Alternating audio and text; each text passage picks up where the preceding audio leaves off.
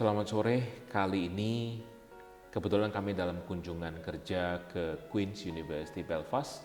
Saya saat ini sedang berada di Graduate School dari Queen's University Belfast atau sering dikenal dengan nama QUB, dan saya didampingi oleh salah satu akademisi. Beliau juga adalah seorang pimpinan atau direktur untuk internationalization atau bagian hubungan internasionalnya juga. Tapi kita akan minta beliau untuk memperkenalkan diri secara langsung ya.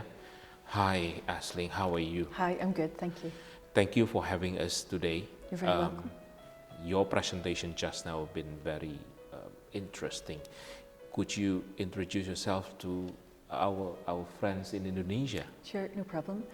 So my name is Dr. Aisling O'Boyle. I'm a senior lecturer in the School of Social Sciences, Education and Social Work, and I am the Director of Internationalisation for our school. My area of academic expertise is in relation to TESOL and English language education. Right. Speaking about education, speaking about teaching English, we are aware that the PhD program in the UK is very much shorter compared to other countries. What would you expect when you see a PhD candidate coming from overseas? Would you expect them to have a very detailed research proposal, or would you expect them just to have a topic of research? I think, first of all, the topic. The topic is really important. So when students come to study a PhD, the purpose of doing a PhD is to study a topic at great depth. So in order to do that, one needs to understand, first of all, what the topic is about. While the potential supervisor can assist with the development of the research proposal, definitely any student who would be thinking about doing a doctoral programme would need to have an understanding and a background in the topic that they want to pursue. And then it is through the research proposal that they can develop that topic and they can develop the idea, which then, in the best world, it evolves into a really good research proposal that makes a really strong and original contribution to knowledge of whatever that particular topic is. Right.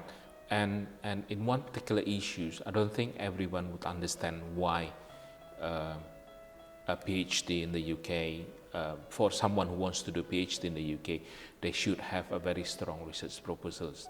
I guess if I can highlight or sort of underline, to do a PhD in the UK, each of candidates have their own genuine research proposal. Can I say that? Yes, that is correct. The purpose of doing a PhD is to make that original contribution to the field, whatever it is, if it's the field of education, so from primary education, post-primary education, university education, if it's in relation to English language teaching, either at primary school, post-primary, at higher education, or in relation to linguistics, about researching language and language use. Whatever the topic is, it has to be able to connect to something that's important, something that needs to be researched. And within the UK, we have a system where PhD programmes are 3 years full-time, maximum 4 years full-time, but generally speaking 3 years full-time.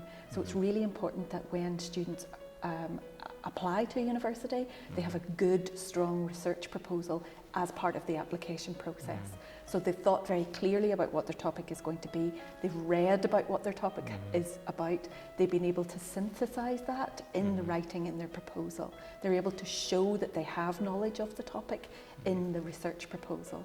And that's what's really important, I think, about preparing for study and preparing for PhD applications in a UK context. You did mention as well about I wouldn't say a flexibility, but you did mention about something that a student or a future candidate can choose about topic of research. Will that also help them to sort of, if they are still not focusing to one particular area, will that be able to be used by the future students as one of guidance?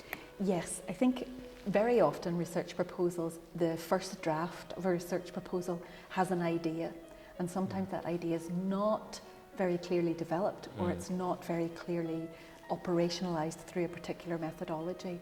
And the most important thing really is to be able to connect with a potential future supervisor, to be able to fine-tune the idea, to be able to either focus in on a particular aspect of that area, or to think about something which is similar to that. That's really, really important to be able to do. And the supervisor can, or the potential supervisor or any academic, can review a research proposal and help and give advice on being able to fine-tune, being able to either be more specific or to ask questions of the research proposal to push the applicant to think a bit more about the topic that they're interested in. Potential supervisors are always very keen to hear from PhD students who want to research topics that they have researched themselves. So very often some of the best matches are where the student has an idea or wants to research a particular topic. They speak to a PhD supervisor who shares that same topic. I mean, that's really important, for any applicant to be able to look at the institution to see what the research profiles are of the staff who are there, of the potential PhD supervisors, and try to match. So if a student is interested in speaking skills or technology use in classrooms, that they match that to their potential supervisor. Right. Speaking about the education school and your area in TESOL as well, are you currently supervising any PhD students? I am. I have the great fortune to be supervising a number of students. My students come from Indonesia, they come from China, they're local students, and they come from the States, United States as well. So we have a very vibrant PhD community of scholars here within our school. They come from all over the world, and it's always a pleasure of mine to be supervising students who come from Indonesia. I have a number of colleagues who have successfully graduated, and I have watched them cross the graduation stage, and I've been really, really proud, and I'm very happy to say that a number of my Indonesian students who have graduated, who have successfully completed their PhDs. I'm now able to work with them in research projects, so looking at international research projects, becoming involved in those, and also in contributing to joint research publications as well. So it's as a supervisor, it's always a blessing, I think, when we get students who are engaged in the topics that we have the most knowledge about and we want to research, and therefore it always ends up being a very good, sustainable academic relationship. And that, I think, is sometimes the best. That's why I think it is really important to think about topics and to think about matching up the topic that you want to investigate, or the topic that any student wants to investigate, with the potential supervisor. And I think that's really important. Right. In terms of the topic of research within the education faculty as well as social sciences,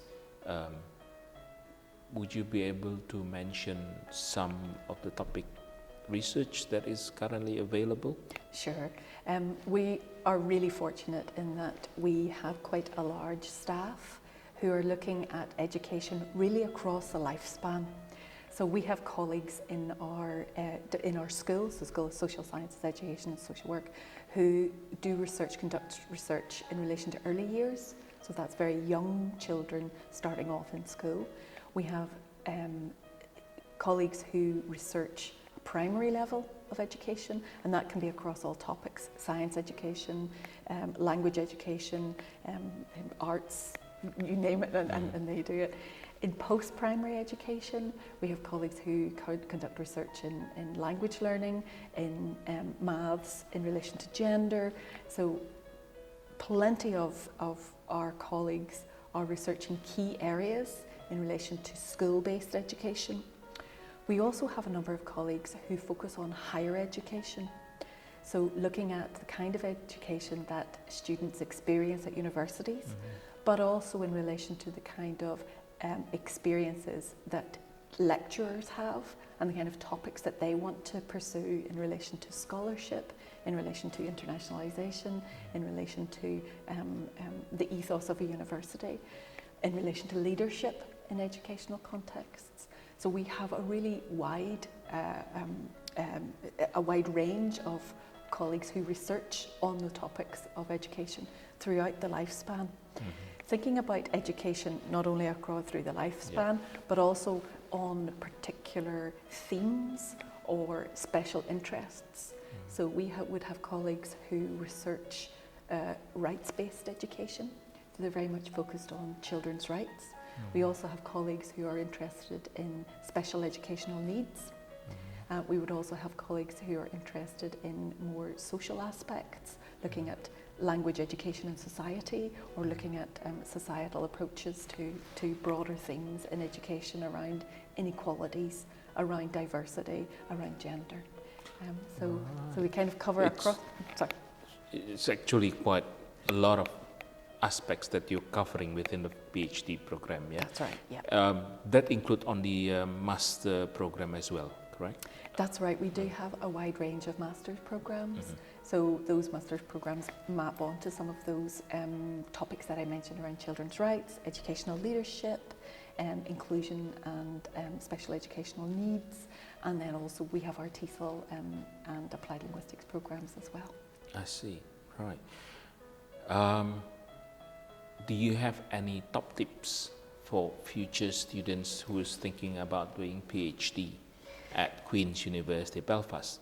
You may want to share with Indonesian students. Yes, I think if I can speak directly, yes. I think the very first thing that if you are thinking about doing a PhD, think about what it is that you want to spend 3 years of your life researching, because that's really important. It's important for you to have a commitment, to have motivation, and to have an emotional attachment, I think, to the topic that you want to research.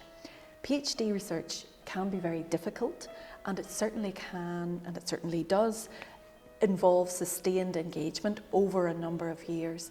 So the topic itself has to be something that you are really interested in, or that you really want to find out the answer to. I think that some of our PhD research, some of the best PhD research, starts with a question. What is it that I want to find out? And you just keep pursuing and pursuing that question until you find it out. So topic, finding something that interests you. I also think another top tip, if I may, is to match up your supervisor. It's really important to read, if you can, the profile of a potential supervisor. Try to match your interests. If you can't find a match, you probably want to be looking at the next professor on the list. You want to move across to look at someone else's work to see if there's a good match there as well. And the third tip, if I may, is to don't be afraid to ask for feedback on your research proposal.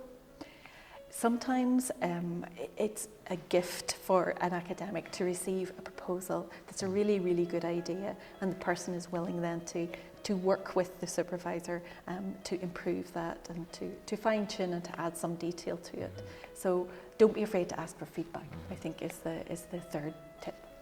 Right.